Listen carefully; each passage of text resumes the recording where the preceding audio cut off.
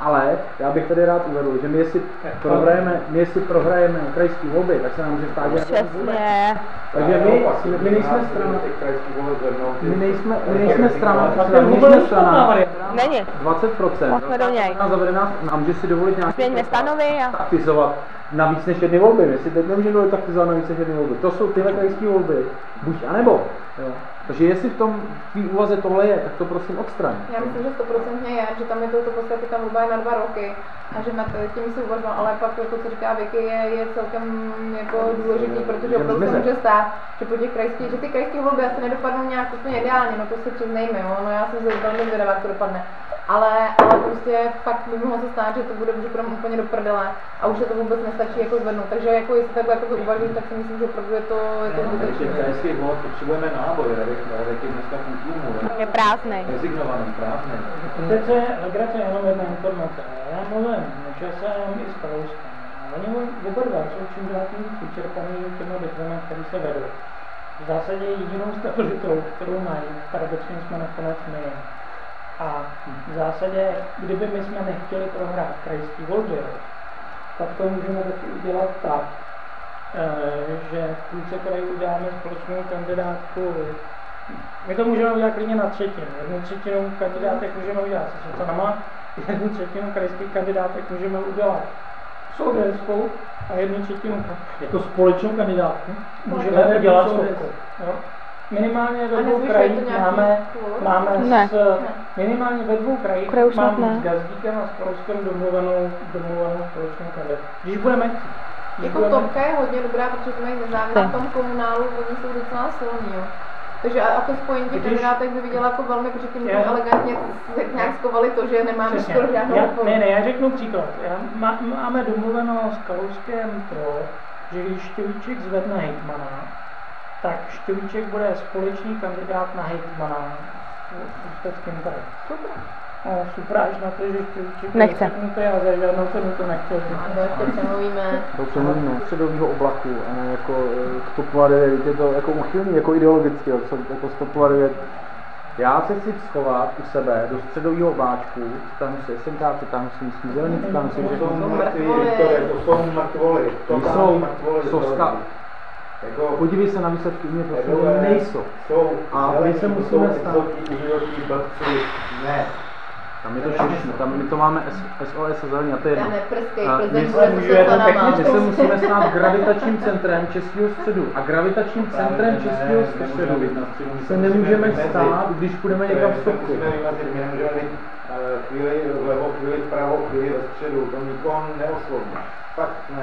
Ne, ta Topka podle mě nezávislá, to takhle byl to Topka nezávislý a starostové, oni jsou opravdu silní v tom komunálu, tak nezávislý a starostové. Šance je vyšší, a když se nelíbíme, tak budeme 4. Tak to pozor, to moje není. Já vím, že střed má 12% potenciál a víc nebudeme mít. Jedna technická. Musím přiznat, že po dlouhý době mám pocit, že nějaká porada má smysl. Nevážně. Podle kdyby, že nějaká To jsem zrovna chtěla říct, no, máme nějakou poradu, o kterou mluvíme. Ty se radíš furt sám se sebou, takže to máme plodnému dialogu. To chápu, to se k tomu asi nedostává. Technicko.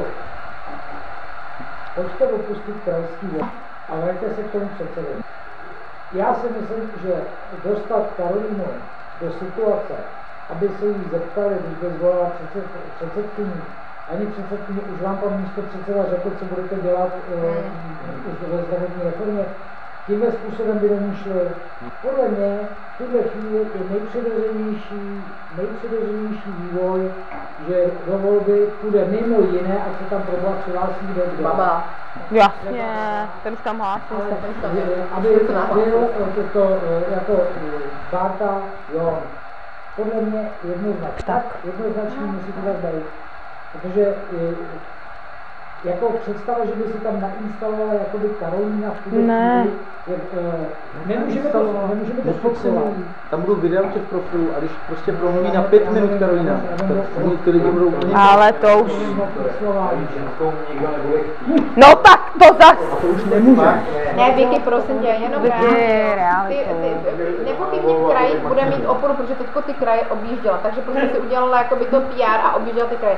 Na druhou stranu těch večkařů je daleko víc, u nás 18 000. A když jsem ti, jak ti říkám, jsem viděla ten průzkum v tom prosinci. Prostě ten, kdo je známý, je pak jako Vítek, Radek, prostě do toho prostě Huml, Nováky a Nazdar a pak totální propad, tak ti říkám 4%, Karolina, já asi 3,5% a Kristýna asi 2,5% nebo 2%. Zkrátka úplně chvost, protože prostě nejsme vidět, nejsme ministři, nejsme prostě jako ty lidi nás jakoby v tomhle tom.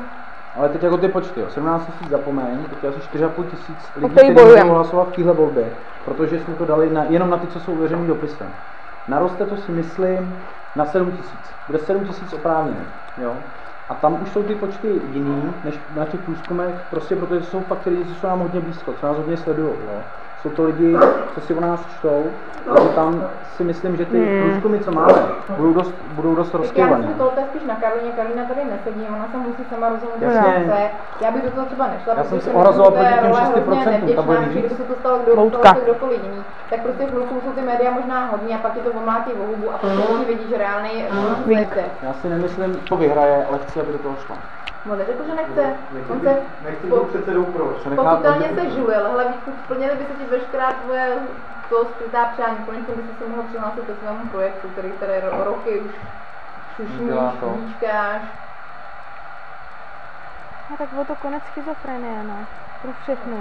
Řekla, že úplný konec, ale výrazně by to pomohlo. No tak jako pro spoustu věcí by to minimálně jako bylo objasnění. Tak se musí najít role pro Radka. No musí, no, a to se nejde. Prostě nevíte, jak to dopadne, může se stát. Ale jo, musí. Moudrý to je zakladatel. Co nás někam dovedou, posunou dál, teď se právě. A je to ten, kdo pak, až zavřou toho prvního velkou rybu, tak předseda nový poklekne a Radek jim přinese prostě tu hlavu. Pozemí. Co byste říkali, když jsme z Radka udělali rovnou čestného předsedu? Jo, Radek bude čestnej. Jak rovnou? Nemám problém. To je takový divný po dvou letech. Kdyby měl být předsedou, tak by byl čestný předsedou. Ale po dvou letech je to trošičku divná funkce. Není. Radek nás dostal do sněmovny v takovémhle počtu neznámou stranu. To je otec budovatel. Je to dobrý. Jakoby vstoupí do toho samozřejmě ty lidi a ty to rozhodnou, protože ale technicky na tom jsme, jak jsme. Takže Vítku, jinými slovy, abychom to podpíchli, protože ty tématy řekl ještě strašně moc. Takže do toho budeš a necháme normálně regulární výsledky. Skutečně, jak to sami vidíme, když pro boha živýho, jako sami chceme rádi. Chceme taky vědět, na čem jsme. No. Nejde to jinak. To je to úplně vidět. A není pro ně problém si udělat knížku na bousté. No jasně. Aha. Musíme. Tak tím líp. No tím. Ta bude mít ráno výsledky, jasně. Přesně. Takže takhle se odcítili, takže víte, to jsme v klidu. No nemůže. No ne, no tak já jsem když přemýšlela, co jediný by to ještě mohlo zkazit, rozumíš? KSČM. Jo. No vidíš, máme další bod. Uvědomujete si, že já svojí držkou ty prameny, to jsou zatím tam úplně jiné, než tam Radek vybudoval. Ne. Ale o ty lidi jsme už... Ale o ty jsme přišli. Konečně budeme čitelný. Nemáme už ty lidi. Ty, co nás volili do těch voleb, Kvůli Radkovi. těch necelých 11%, tak už je nemáme. Náš rán teďko se trápil do 6-7%. 7%, 8%.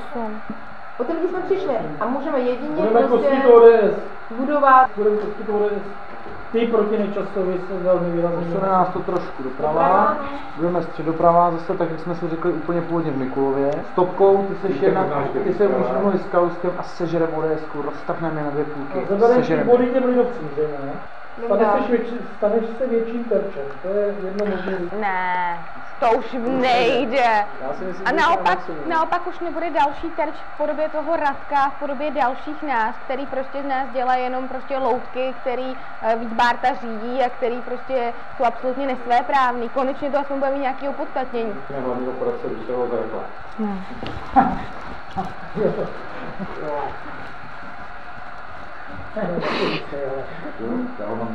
Můžu poprosit, že to setkání uděláme ještě tři s Karolinou a s Radkem a definitivně si to tam řekneme. A při té příležitosti otevřeme i místo předsedy. Takže teď to zavíráme, to téma. Tak to je fér, tady je důležitý personální. Můžu teda přeskočit ke konci, koho na WC poradu si myslíte, že bychom měli brát, mimo Radka teda a Karolíny? Radima vysloužila. Dobře, tak já to rovnou s jedním zásadním bodem, který byste měli vědět. Jak to bylo se Soukupem a s jeho důvodem?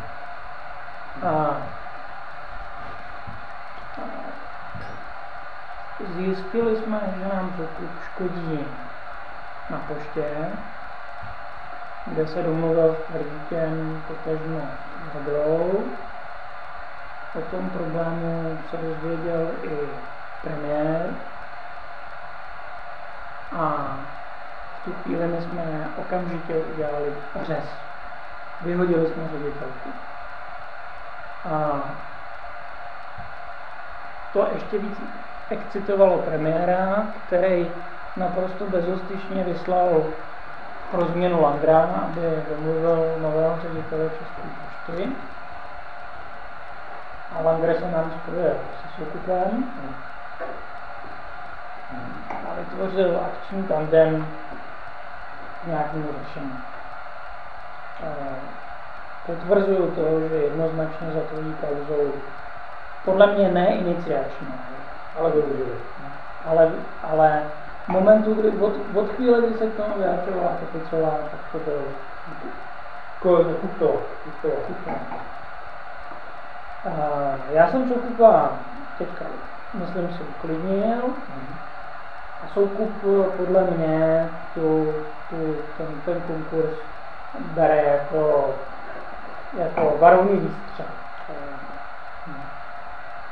To, co je horší, tak jsme udělali jako úplný řez a Soukup mimo toho, že teda jsme věděli od prosince, že Radim přešlápnul rozpočet o 20 milionů. To znamená, že jsme rozpočet neměli 120 milionů, ale ne 100 milionů, ale 120 milionů. Tak minulý týden Babák se sešel se Soukupem a udělali inventuru faktur a ukázalo se, že opravdu Radim doslova podepsal faktury s Michalem Pavlem, ne za těch 5,5, který jsme zaplatili minulý týden, ale dalších 7 milionů tam visí. Takže fakt dohromady za 12. Takže Soukup měl pravdu, že je to znamená. To znamená, že Radim vysloužil celkově přešlápnul rozpočet ne o 20 milionů, ale o 127 milionů. Jenom teďka, prosím, jasně, ale teďka základní věc. My do konce roku, do konce tohoto měsíce odevzdáváme vyúčtování za stranu do Poslanecké sněmovny. Máme to vyřešený? Máme to vyřešený a je to... No jako jestli Babák čaruje tak, jak se vypráví, že přinese v pytli 500 000 a dá vložit na účet věcí veřejných, tak prosím, tak ať to nečaruje, jo, protože to tedy 500 000, prej 500 000 přines v pytli a vložil na účet věcí veřejných. Můžeš prosím tuto informaci ověřit, bylo mi to dost... Ano, to je ta hra... No. Teďka, když jsme viděli, jak ten FAU, jakým způsobem to kontroluje, asi není pro Kalouska a pro jeho finanční úředníky problém se jít podívat, kde Michal Babák sehnal 500 000, který vložil v hotovosti. Se s námi vždycky spojí Vondra, aby jsme pomluvili FAU. Ne, tam na FAU už máme naše lidi.